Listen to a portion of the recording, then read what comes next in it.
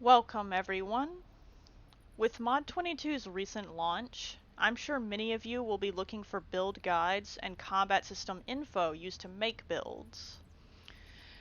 I won't be around forever to provide PvP specific build info for each module, and I'm currently unsure if I'll be releasing a build guide for Mod 22 or not.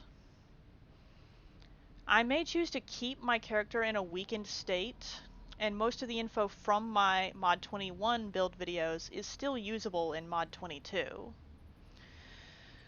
With that all said, I figured it was time to talk about 6 useful tips on how to become more self-sufficient at finding and maintaining a good PvP build, and how to stay up to date, rather than just giving you the usual build guides with an expiration date. Now on to the tips.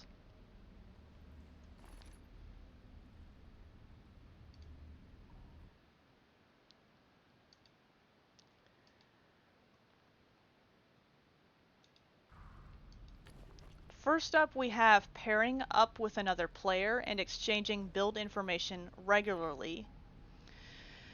One of the best ways to maintain a high quality build is to regularly converse with an equal or greater skill player that plays the same class as you, and exchange information on each other's latest builds.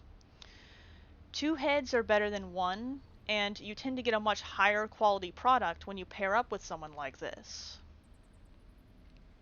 The above is especially a good idea if you aren't completely self-sufficient yet, or there is a specific build flaw you are trying to fix. However, there aren't very many PvP players left, and some classes don't even have 1 expert player left that plays their class, let alone 2. If you can't find a same class similar or greater skill player to pair up with, the next best option is to form connections with multiple equal or better players that play other classes.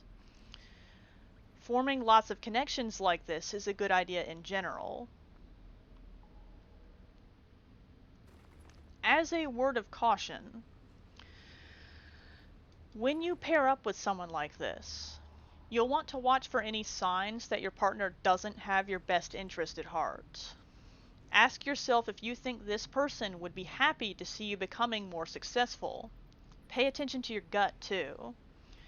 If the answer is no, then proceed with caution and passively reduce your dependence on them as much as possible. And remember, for the most part it will benefit you more to bring the players around you up than it will to try to keep them down, even when you are competing.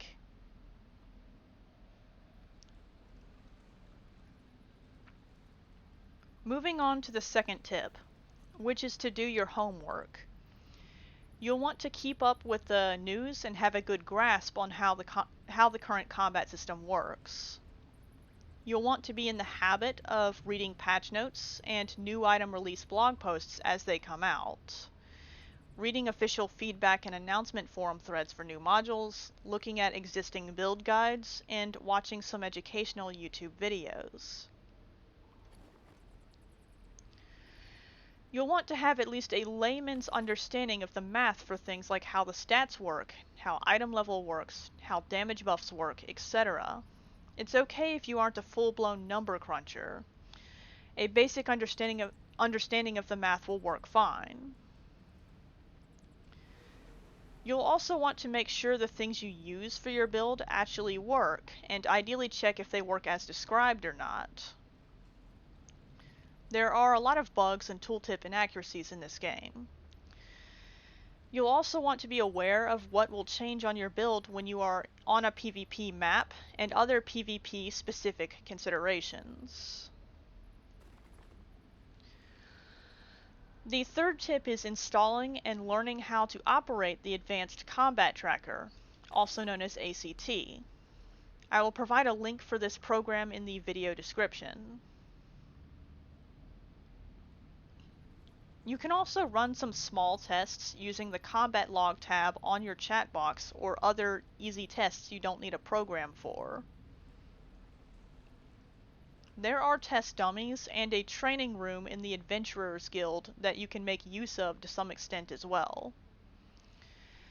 Now, you don't have to have ACT at all to understand and produce excellent builds. But if you go without, you'll need to outsource the build math to other trustworthy sources. Either that or use some other means to do the math yourself. ACT is a very useful tool that can significantly reduce how much time it takes you to figure out a good build. It is also a good idea if you're looking to reduce your dependency on other players as much as possible.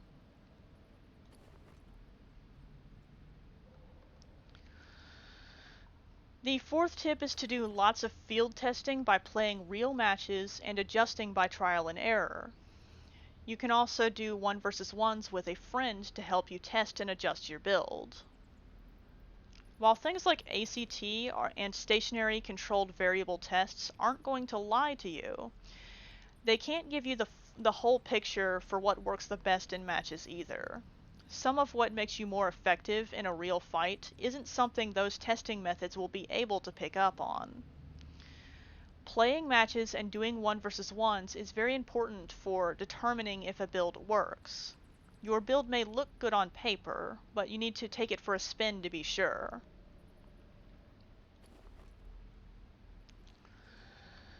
Moving on to tip number 5.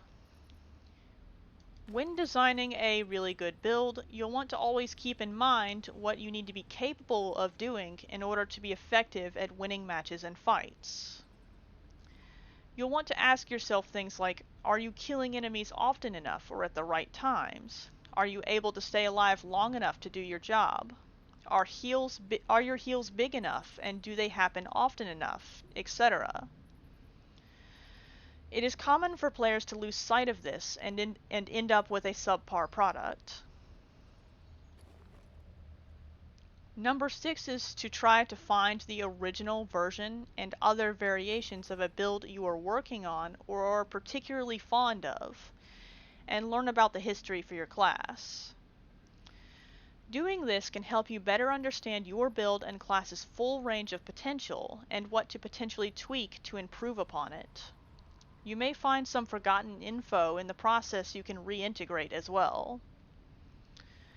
An example of this was my rogue's gear, stat, and insignia power setup from Mod 20 and Mod 21. The original version of this extremely well-rounded setup was produced by Una on Xbox, and I later improved upon it as new items were released. That is everything for now, guys. See you next time.